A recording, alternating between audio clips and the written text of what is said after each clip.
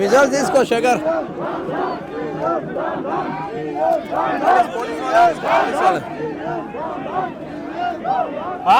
Police వాళ్ళే తీసుకో visuals.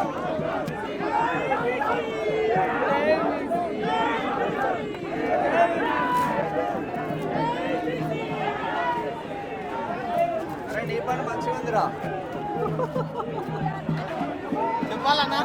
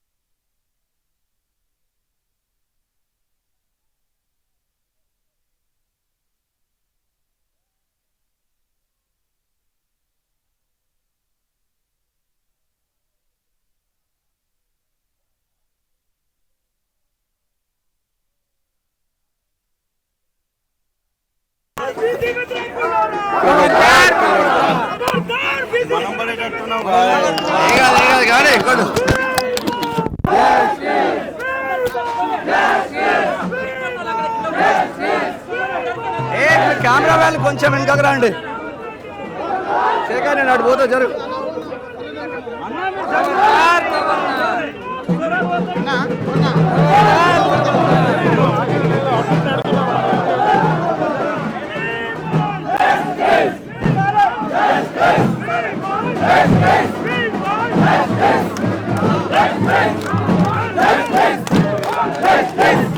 కూర్చుంటే బెస్ట్ ఉంటుంది.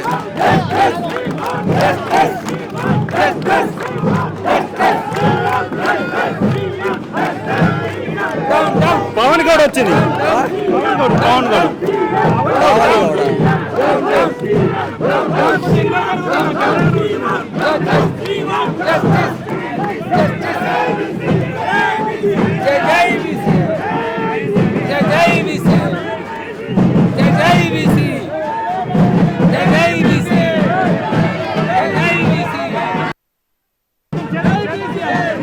వీళ్ళకి కొంచెం జరగమని జరగమని ఇలాంటి కొంచెం అన్నా మీరు కూర్చోండి. లేదంటే నేను కూర్చోండి. ప్రజెంట్ మనం జగదేవి గుట్టలో ఉన్నాము. జగదేవి గుట్టలో చాలా పెద్ద ఎత్తున అంతిమ యాత్ర నడుస్తామంది. అంతిమ యాత్రలో తెలంగాణ రాజ్యాంగ పార్టీకి సంబంధించిన వాళ్ళు చాలా పెద్ద ఎత్తున ఉన్నారు. జోహార్ ఈశ్వరాచారి అన్న నినాదం ఏదైతే ఉందో నినాదం పెద్ద ఎత్తున ఇక్కడ మారిపోతుందని చెప్పుకోవచ్చు. తెలంగాణ రాష్ట్రంలో మారిపోతున్న పరిస్థితి మాత్రం ఉంది అని చెప్పుకోవచ్చు. సరే మాట్లాడే ప్రయత్నం చేద్దాం. అన్న ఎట్లా చూస్తారు సార్ ఈశ్వర ప్రసాద్ సార్ ఎట్లా చూస్తారు మేడం? సాయి ఈశ్వర్ సాయి పర్సనల్ గా అంటే వ్యక్తిగతంగా తన కారణాల వల్ల చనిపోలేదు. డెఫినెట్ గా వారు చాలా స్పష్టంగా బీసీల కోసమే మనోవేదన చెంది బీసీల కోసం ప్రాణత్యాగం చేశారు. ఇది డెఫినెట్ గా చరిత్ర నిలిచిపోతుంది. సాయి ఈశ్వర్ చారిని మేము ఆదర్శంగా తీసుకొని బీసీ ఉద్యమానికి ముందుకు తీసుకెళ్తామని చెప్పేసి సత్వరంగా తెలియజేసుకుంటున్నాను. ఎందుకంటే మనకు స్వాతంత్రం వచ్చి 70 సంవత్సరాలు వచ్చినా కూడా మన బీసీలకు న్యాయం జరగలేదు. అప్పుడు సెంట్రల్లో ఉన్న కాంగ్రెస్ ప్రభుత్వం సెంట్రల్లో ఉన్నా కూడా బీసీలకు రిజర్వేషన్ ఇస్తామని చెప్పి పంపే పెట్టి మోసం చేసింది. ఇప్పుడు తెలంగాణలో అధికారంలో ఉన్న కాంగ్రెస్ ప్రభుత్వం ఇప్పుడు కూడా అన్యాయం చేస్తున్నది. ఇంకా 46 జీవోని రిలీజ్ చేసి 42% రిజర్వేషన్ ఇస్తాం బీసీలకు అని చెప్పేసి ఇగో ఇస్తాం అంటూ పంపే పెట్టి మోసం చేసింది.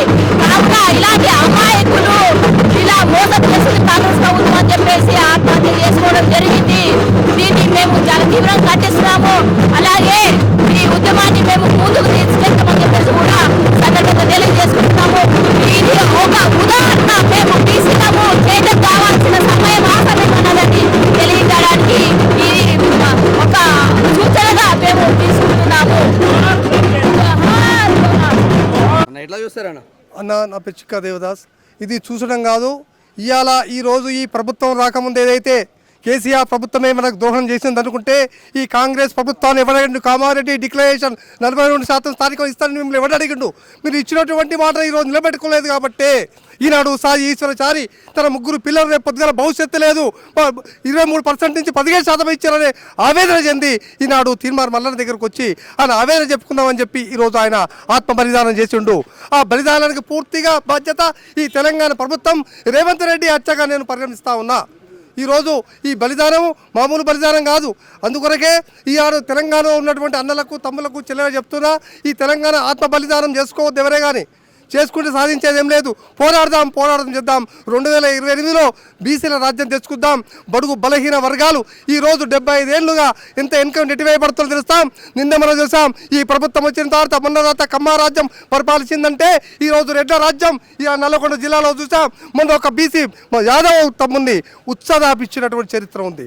నిన్న మొన్న మా పద్మశాలి బిడ్డ కైలాస్ నేతకు ఒక డీసీసీ ప్రెసిడెంట్ ఇస్తే ఓర్వలేని అగ్ర కులాలు ఆయనకు సోనియా గాంధీకి లెటర్ ఇచ్చి రేవంత్ రెడ్డి వచ్చారు డిస్మిస్ చేయాలని చెప్తుర్రే.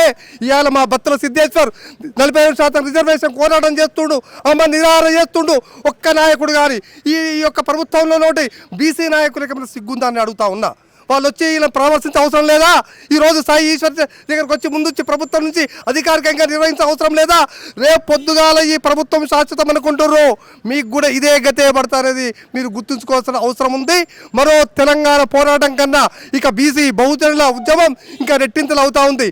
ఇలా తీర్మానం మళ్ళీ అరెస్ట్ చేశారు. అక్కడ అది ఎందుకు నిర్బంధం చేస్తారు అంటే మీరు తప్పు చేస్తున్నారని తెలుసు. వీళ్ళు చైతన్యమవుతున్న విషయం ఈ ప్రభుత్వానికి హెచ్చరిక తెలుస్తూ ఉంది. తెలిసినప్పటికీ కూడా ఇవాళ ప్రతి మారుమూల గ్రామంలో తీర్మానం మల్లన్న క్యూ న్యూస్ ద్వారా కానివ్వండి, కాలోజీ టీవీ కానివ్వండి, ఇవాళ ఒక్క మీడియాలో కూడా నిన్న మన ఒక్క మీడియాలో రాలే. ఇదంతా ఆధిపత్య కులాల మీడియాలో ఉంది, పత్రికల్లో రాలే. నిన్న మొన్న చెప్పినందుకు 2 పత్రికలు రాసిర్రు. అదే మామూలుగా నువ్వు రేవంత్ రెడ్డి గారు నిన్న మొన్న ఢిల్లీ అయినప్పుడు ఏదో ఒక కుక్క కాడు గడిచి లంబర్తల కుక్క గడిస్తే దానికోసం కాన్ఫరెన్స్లో మాట్లాడి ప్రభుత్వానికి కమిషన్ ఆదేశించినవే. ఒక బీసీ బిడ్డ ఆవేదనతో 3 పిల్లలుండి ఓ కిరాయిలుండి వలస వచ్చి బతుకుతుండి ఒక క్యాబ్ నడుచుకున్న బతుకున్న ఒక నిండు జీవి ప్రాణం పోతే ఒక ప్రభుత్వ ప్రతినిధి కానీ మీరు కానీ ఒక మీడియా కానీ వీళ్ళకు బాధ్యత మేము భరోసా ఉన్నామని ప్రశ్నించడం అవసరం లేదా అని ప్రభుత్వాన్ని అడుగుతా ఉన్నాం. బిడ్డ రేపు పొద్దున మా బీసీలంతా ఏకమైతాం, తప్పనిసరి దీని ఓటుదారునే మీకు జవాబు చెప్తాం. ఖబర్దార్ రేవంత్ రెడ్డి, ఖబర్దార్. ఈ బీసీలు ఎవరైతే కాంగ్రెస్ ప్రభుత్వం అండకాగి ఉన్నారో, ఈ బీసీ ఉద్యమం చేసుకుంటే కొందరు ప్రభుత్వాలకు అండగా ఒత్తాసు పలుతున్నారో వాళ్ళందరికీ రేపు పొద్దున బొందబెట్టే పరిస్థితి ఉంది. మీ భవిష్యత్తు పోదని నేను తెలుస్తా ఉన్నా. ఖబర్దార్, ఇప్పటికైనా బీసీలారా మీ ప్రభులు శాశ్వతం కాదు. ఇప్పటికైనా మీ చేతం కండి. మీకు దమ్ముంటే ఇప్పటికైనా తెలంగాణ ఉద్యమంలో ఆందోళన చూసి నేర్చుకోవాలా.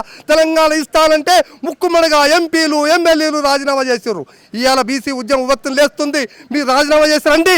ఇవాళ ఈ తెలంగాణలో 2.5 కోట్ల మంది బీసీ బడుగు బలహీన వర్గాలు 90% ఉన్న మీకు అండగా ఉంటారు. రేపు పొద్దుగాల ఇంతకన్నా మంచి పదవులు వస్తాం, మనం ముఖ్యమంత్రులు అవుతాం, పదవులు వస్తాం, ఉద్యోగాలు వస్తాయి.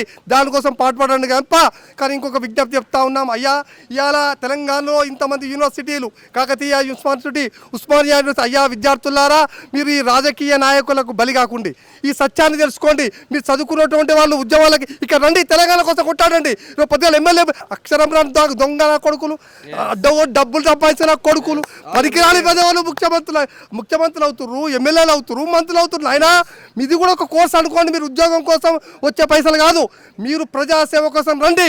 ఎమ్మెల్యేలుగా ఎంపీలుగా నిలవండి, జడ్పీటీసీలుగా నిలవండి. మన తీర్మానం వల్లలకు అండగా ఉండండి. చిరంజీవులకు అండగా ఉండండి. విశాఖ మహారాజుకి అండగా ఉండండి.